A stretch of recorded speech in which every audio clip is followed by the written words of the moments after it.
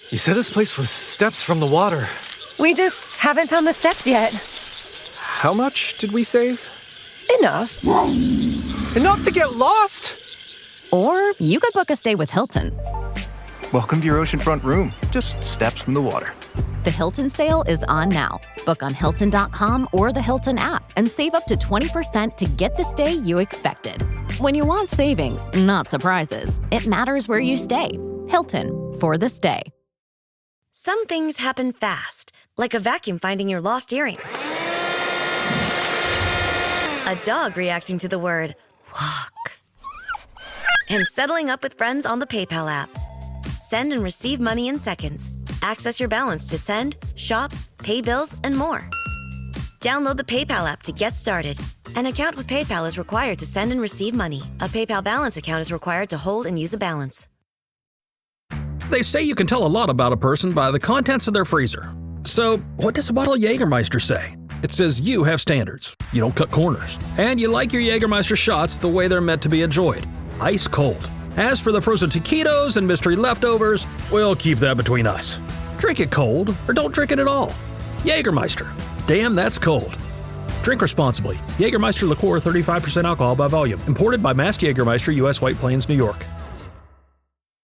We were promised an epic, and boy did it deliver. An incredible EuroC finale leaves one Irish team on the outside looking in. Let's start the show.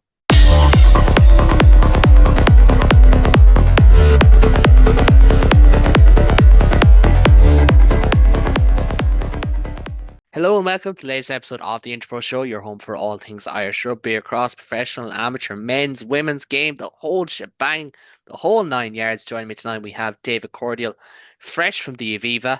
I am from the Aviva, not so fresh, as Ben and Adam look to meet halfway on the emotional scale after a diverse weekend for the two of them.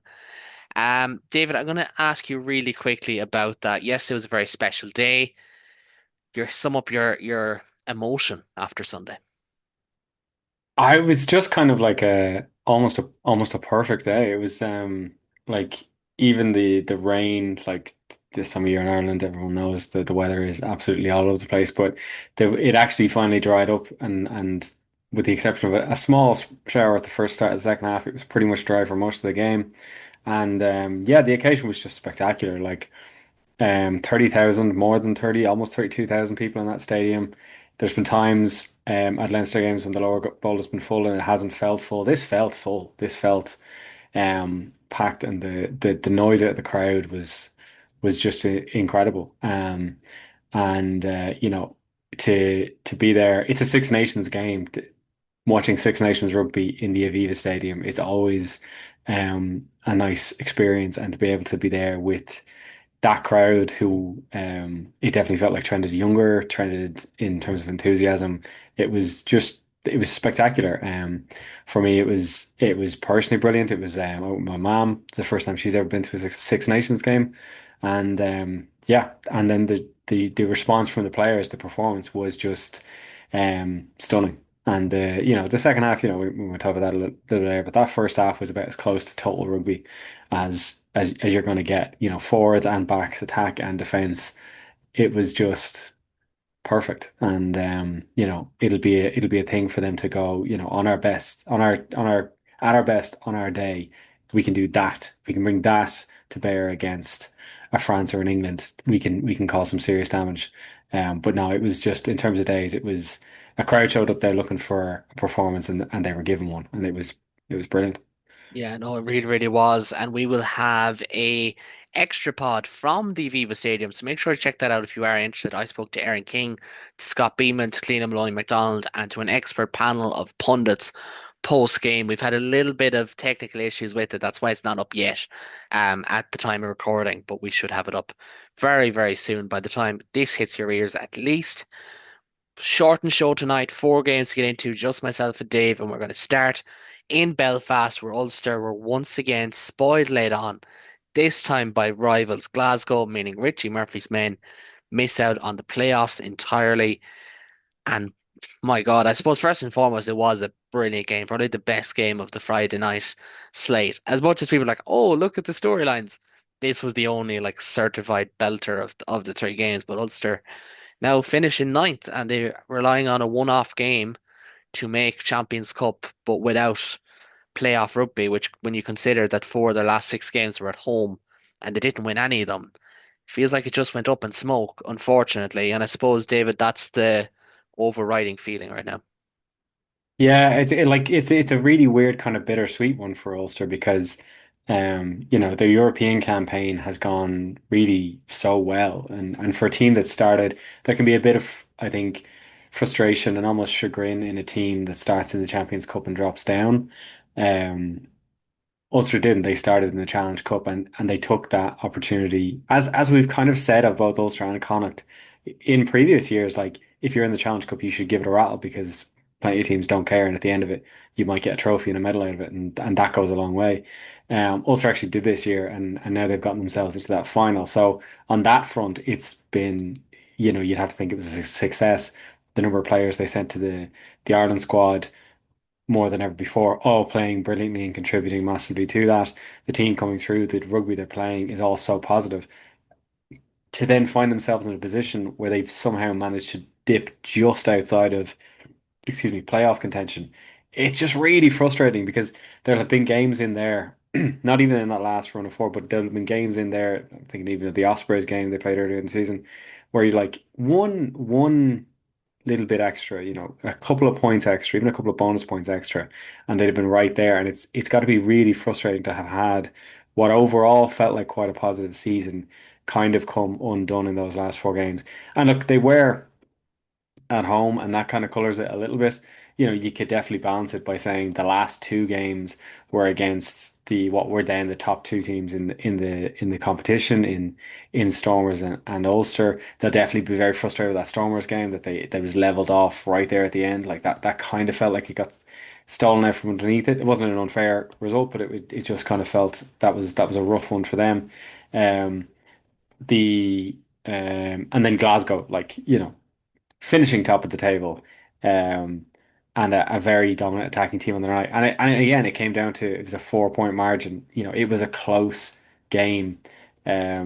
It's just very unfortunate because I think if you'd looked at this, there was what's the highest Ulster came in the competition at some point. They were definitely in the top four. Were they ever even top two? They were Yeah, up there, up there and anyways, yeah.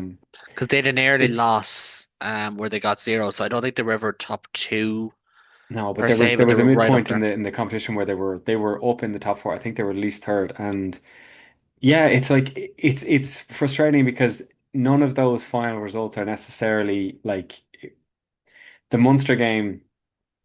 They kind of shifted a little bit in what they put good fight in the first half, but a little bit you kind of shifted to them. They'll be frustrated with the Leinster match. That was at home.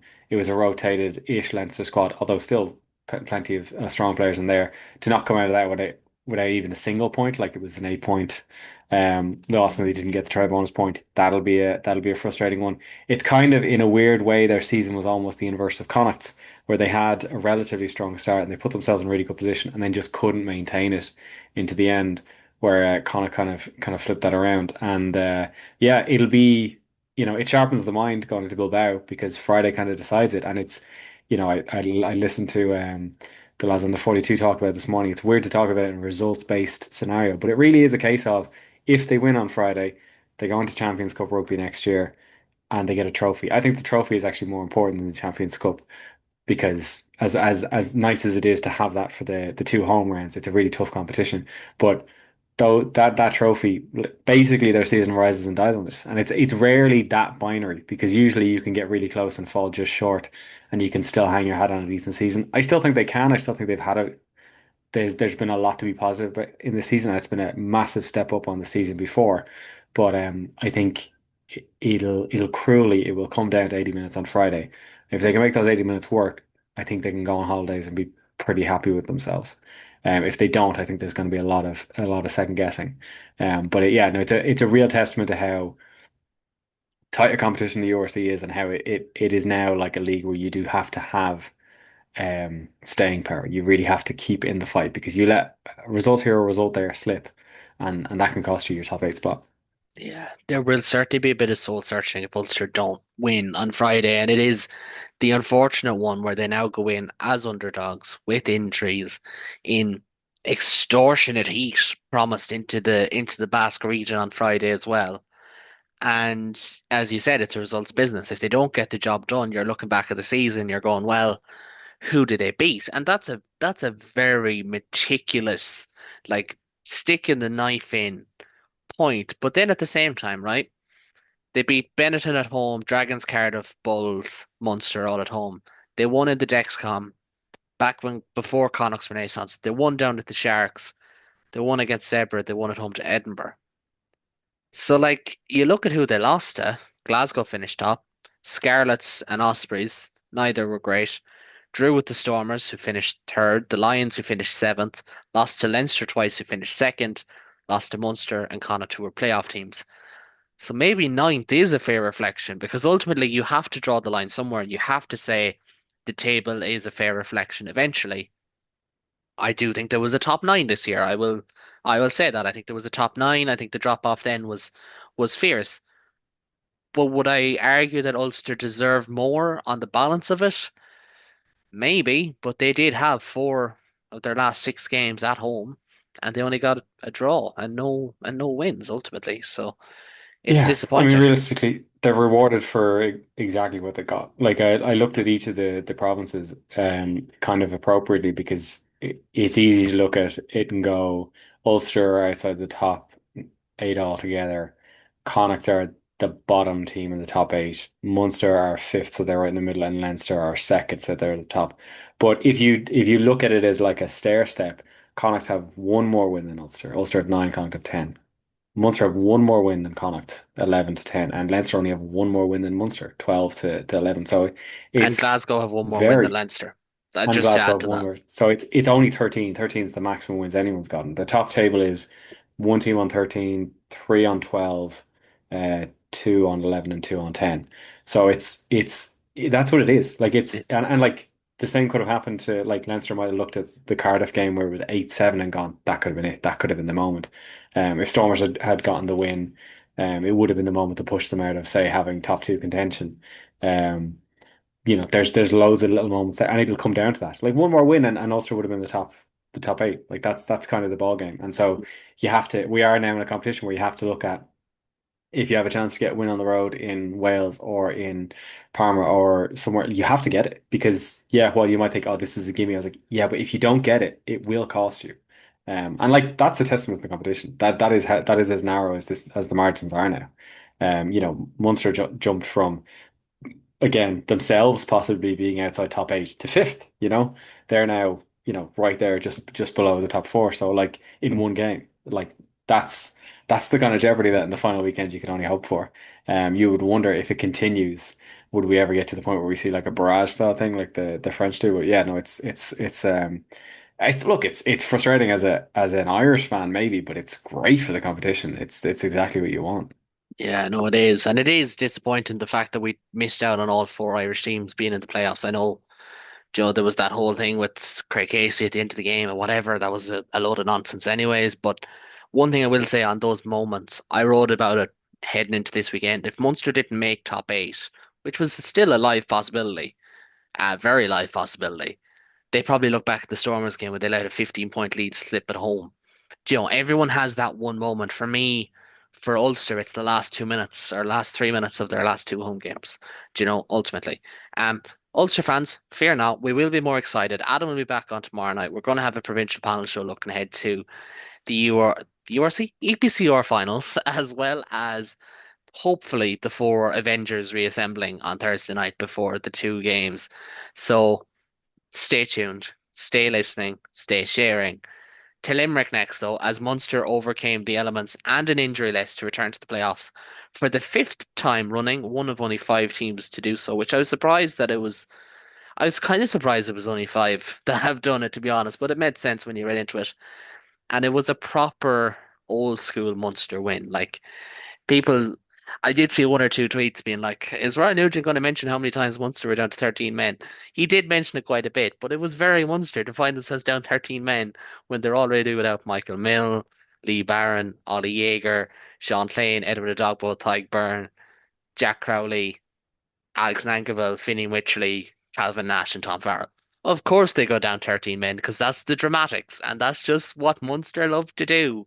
But in all fairness, it was the type of old school Munster win that just reminds you that when that club has their tail between their legs, or worse, has a chip on their shoulder, they're quite captivating in a way that other teams aren't, in a way that, half of the Premiership could never reach Munster's level of, can I call it audacity? Like it's almost at that level. Do you know what I mean? But it is there. And one man who kind of grabbed the game by the scruff of the neck, he got player of the match. He had a turnover on the ground, was Craig Casey. And David, I know you're a big fan of his anyways. A lot of people are, in fairness. Just talk about like grabbing this game in his first home run out as captain and just took it to the Lions. Yeah, no, I mean this is what you need in a captain, and then we've bemoaned frequently the lack of, what it cost Munster when they lose Ty Byrne, who's obviously their club captain, and Jack Crowley, who's captained as well. Like what it costs to lose those players. And Craig Casey kind of stepped very much into the gap and took it in hands and ran it. And yeah, I think it's easy. It's you could definitely say, yeah, if he's not there, this doesn't happen like this.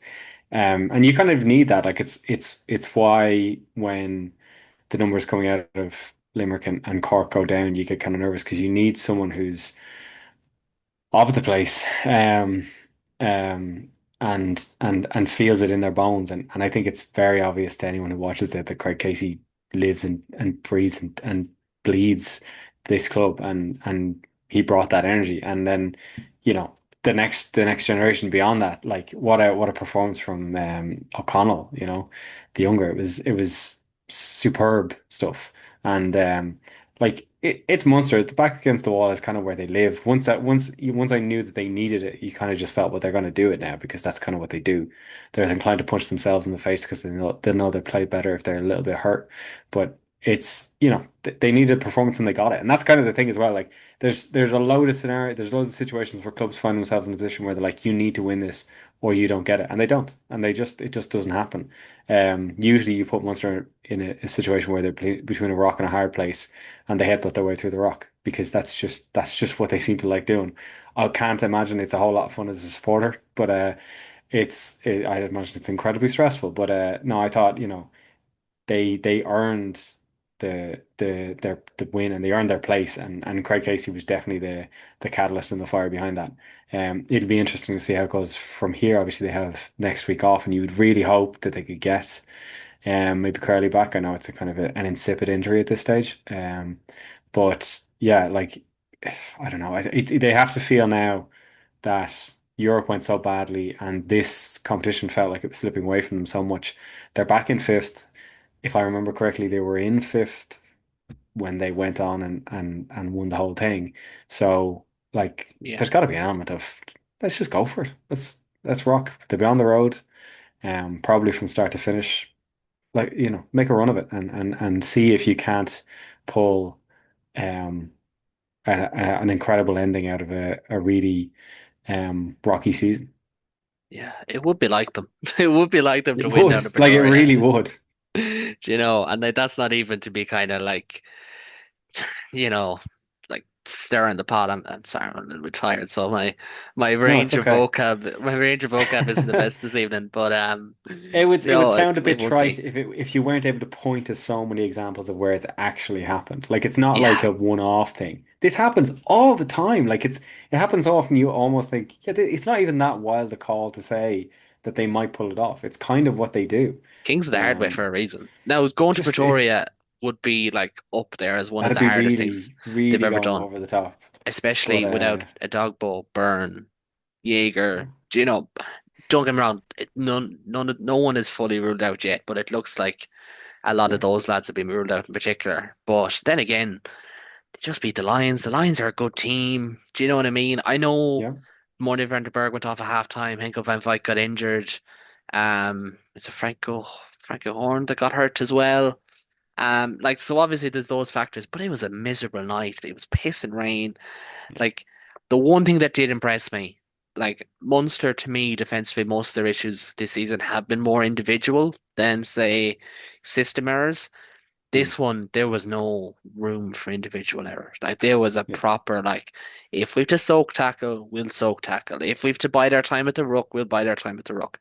And that's why they come up with more turnovers. They came up with forcing knock-ons. There was Brian Gleeson holding a player up over the line, or Ice Candellan, sorry, holding a player up over the line. Look at that, yeah. And that was, I think that was kind of the Big moment of the game. grin Actually, on sorry, his that was the face second as he moment did of the it as game. well.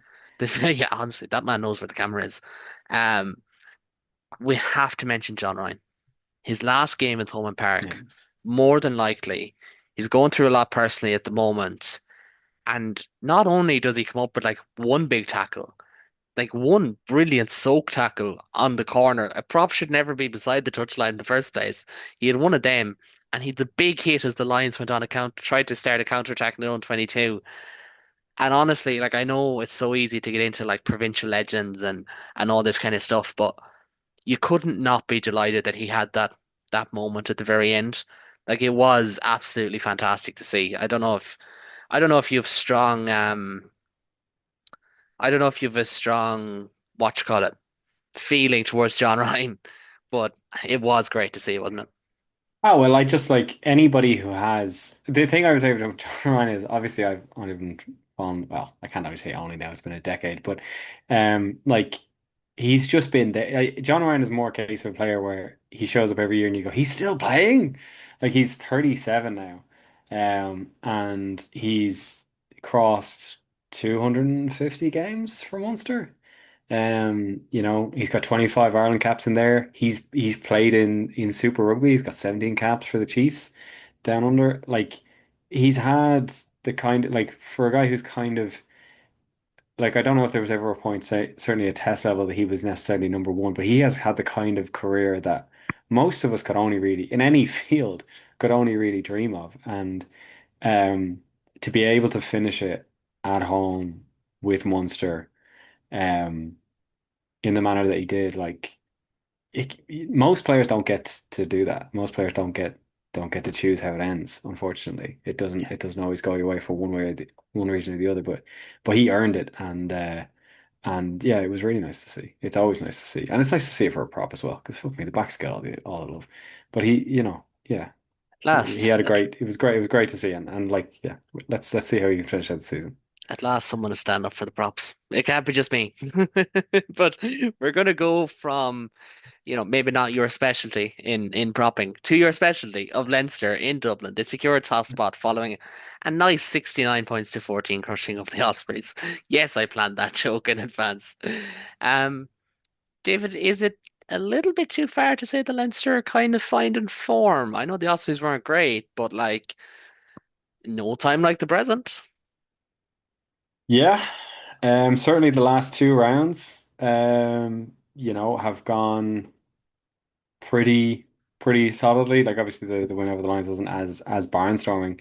This game was it almost became an exhibition match in a way. You don't see locks getting a hat trick very often. But yeah, it was like I think the thing I would say from this game was the Ospreys obviously had nothing to play for. Leinster had the opportunity to put themselves in top two. As I said to a mutual friend of ours before the game, when the opportunity to go top two has arisen this season, we have never missed an opportunity to miss that opportunity. So I wasn't going to count the chickens until they were well and truly hatched. And credit to the lads, um, they went out and made an absolute meal out of the situation. It was exactly what you would want from it. They didn't do anything stupid, but they took every opportunity. They played good rugby. They took good scores. They got exactly what they wanted and needed to out of the game.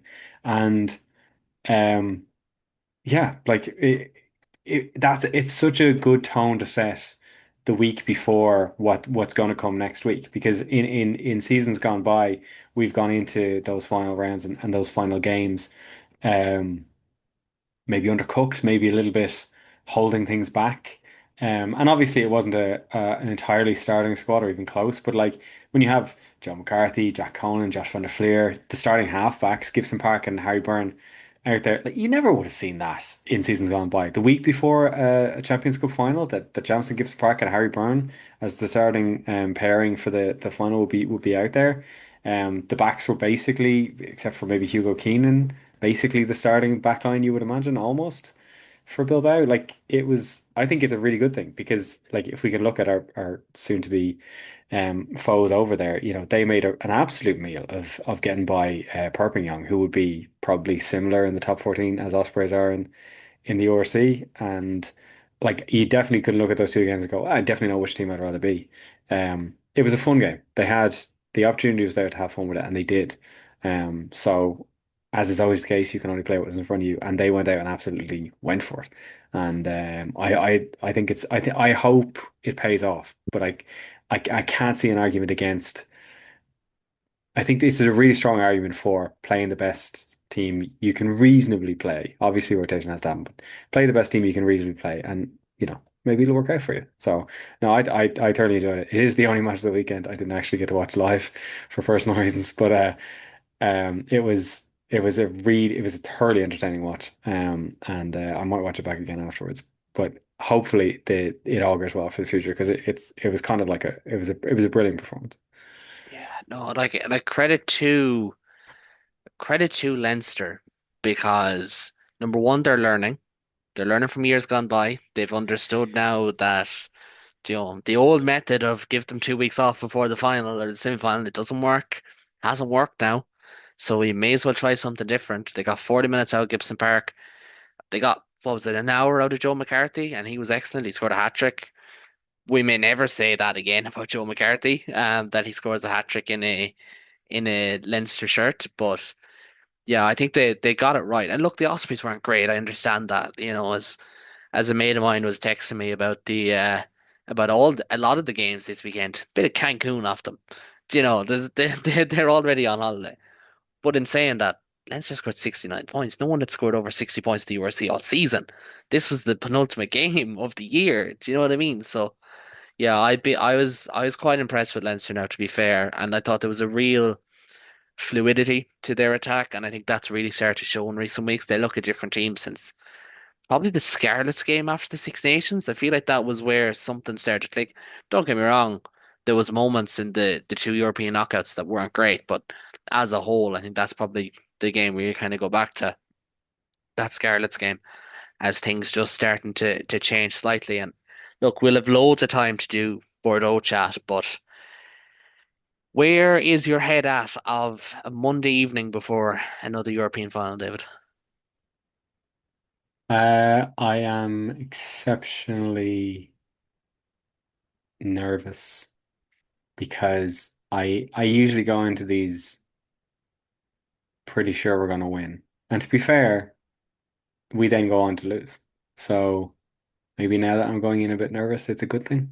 But I know it's a weird one because the season never stops and it's just go, go, go, go, go. And we've had Yorsi the last 2 weekends, and it's been kind of weird to go in and sit in a Viva Stadium that's it's half empty, and that's not easy to do. The numbers weren't that bad, but it's a way too big stadium for the meet to sit in a relatively calm environment while Leinster get routine wins against URC sides, all the while knowing that's what waits for us just around the corner. So it has strong, quiet, deep breath before the plunge, quiet before the storm kind of vibes.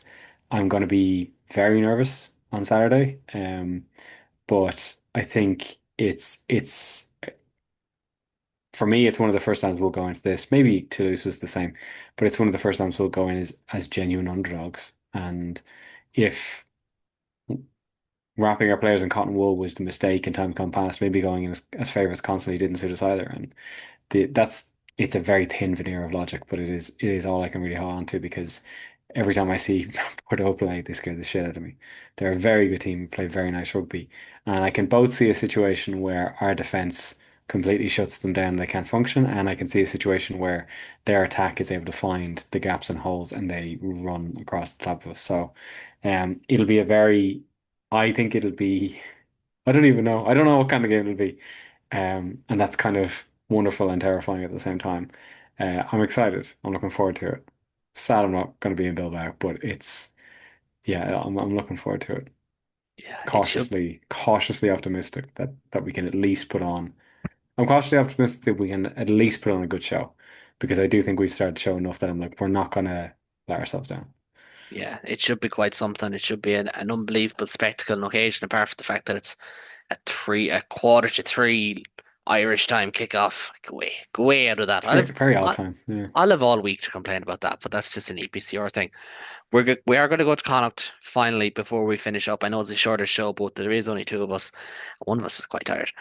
We go to Edinburgh as Connacht secured a place in the top eight for the second time in 4 years. Two, three, two, four, two, five, two, six. Yeah, second time in 4 years.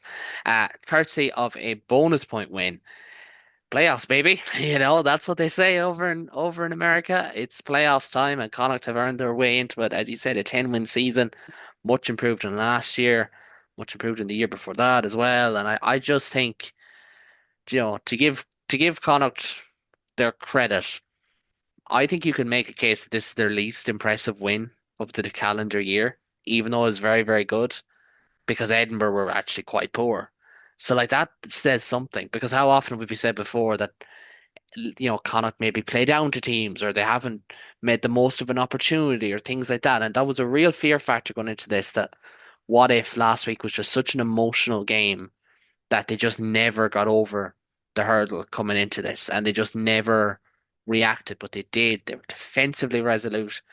Look, I know Edinburgh had like 70% possession and did not score a single point. Like that is fraudulent to use that word again about the Scottish capital side. But that is testament to Connacht's defence as well. And I suppose that's the big point of this game, David, is that it was bad Edinburgh plus good Connacht equals this one-sided game. Yeah, that first half was wild. It was like such an insane thing. I've never seen it like the possession balance be that strong and yet the points not reflected at all. Literally 75% I think they had in that first 20 minutes and they got nothing. And Connacht defended resolutely. And it's been a struggle. It's been a thing that's kind of cost Connacht in the past that their defense hasn't always matched up to what they try to put out in attack. But this time they were very, very effective. Probably did well at certain points not to get a yellow, but they did well. They defended like very, very stoutly, and like um as poor as Edinburgh can be, they do have Duhan van der Merwe on one wing and Darcy Graham on the other wing. Those are two lads that if you give them a bit of space, they don't really need much in the way of a game plan to score against you. And Connacht still resolutely kept them out. And then to turn it around so quickly, and that first score with Josh Ioane, I watched it and I was cheering for Connacht, and I still felt like that's a punch in the gut right there for Edinburgh to have been on such a sustained period of attack, and then Connacht trying to turn it around and straight away score. Off that, it was perfect for Connacht and a hammer blow for Edinburgh. Finishing out that first half, Hurley Langton I think crossing was it twice. Um, yeah, it was just, and then Matthew Devine, they're going to miss him next season. Ulster are going to love him, but they're going to miss him. It's going to be very frustrating. But to get the bonus point, to do basically get everything they needed to out of this game, obviously Glasgow or Edinburgh get over towards in the last 10 minutes. Kind of doesn't matter at that stage. It's just to get themselves something on the board. I was worried about going into this game because I have just seen Connacht over the years be in situations where they needed a win. The win was there for them, and they still conspired to muck it up for themselves. And it's usually that. It's usually you still should have won this, and playing the rugby you're playing and playing the rugby they're playing, you should have won this game. And they managed to screw it. They didn't this time, and I think it's a testament both to their mentality. I think Keane Prendergast is turning into a very good captain as well as an excellent player. And it's got to be a testament to whatever Stuart Lancaster's doing with them because they kept their heads, they played well, they took their scores, they got exactly out of this game what they needed to get out of it, and they deservedly find themselves in knockout rugby. It's only frustrating that the only way they can go into Champions Cup next year is if Ulster lose. But my hot-ish take is that kind of Connacht's ideal place is URC playoffs and the Challenge Cup because the Champions Cup is just not, it's going to take too much out of them. It's really hard to fight on both fronts in those two competitions. But I'm sure they'll give it a go. I'll be really interested to see how Connacht can go next season because they had such a phenomenal back half to this season, as evidenced by the fact that it's an 18 game season. So if you split it in two nines, if you think about it in golf terms, they won 8 of their 9 last games in the second half, which means they only won 2 of the first 9. If the same Connacht team that comes out the back half of the season goes into the first half of next season, forget top 8, they could be top 4. Like they could cause serious if they can keep this up, and that's always been the problem with Connacht. They haven't been able to maintain. They haven't been able to continue, and it's hard for them. They have relatively smaller in terms of the numbers that come through. They have, smaller facilities, but they now have this great stadium. They have a great coach. They have the makings of a great team. I'd be really interested to see what they can do from next season. This season, they're going to go to Glasgow. I actually think, on the balance, they have the most chance of an away victory. I think it's hard to go away in South Africa, and I just don't think the Lions are going to bring much to Leinster. But I think Connacht can go to Glasgow. They've already beaten Glasgow once this season. They've already shown that they can go to hostile foreign environments, as in Cape Town, and get the win. I think it's definitely there for them to get to a semi-final. But I think even more so than Ulster, which is weird to say because Ulster are in a final. I think they can come out of the season, even if this is all they get out of it, and be very happy with how it finished and be very excited about where they're going to go next season. Well, recency bias is a real thing, and if you 100%. finish on good vibes versus 100%. bad vibes, it's a very different feeling. Ultimately, it gives us, and we only have about 5 minutes left before my Zoom account runs out because we've had everyone is online this evening. It's one of those nights, so I just said I'd sacrifice ourselves because there's only 2 of us.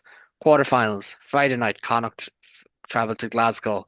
Saturday, Bulls against Munster at 12, Stormers against Cardiff. I think that's at 2 or half 2, and Leinster against the Lions in 8 p.m. kickoff. So it doesn't clash with the Champions League final.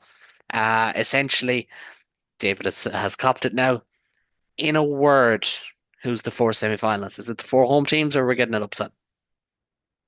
Ooh, I think there'll be one upset. My betting is that the upset will be Connacht, but if it's not Connacht, it's one of the South African teams will make a mistake. I think there'll be one upset. Other than that, it'll be 3 home wins and 1 away. Okay, so you're having I'm having Connacht Leinster. traveling to Bulls and Leinster at home to Stormers in the semi-finals. Yes. Okay. God. I really like the look of Glasgow at the moment. I won't lie. Yeah. I could see Cardiff beating the Stormers again. The Stormers look a little bit fraudulent, but do you know what? Oh, is that Do who you know it's we're- going to say? Oh, no, Yeah. Mm. We're not the bit of an animal, nor are we rap. We'll leave that to the other guys. We're going to be focused on the European finals this weekend. So stay tuned. We're going to have so much of that. Remember, there's going to be a women's pod up by the time you are listening to this as well. European finals week. Hopefully 2 Irish wins. We shall wait and see. But from myself, get on. From David, we'll have Adam and Ben back later in the week. Until next time, take it easy.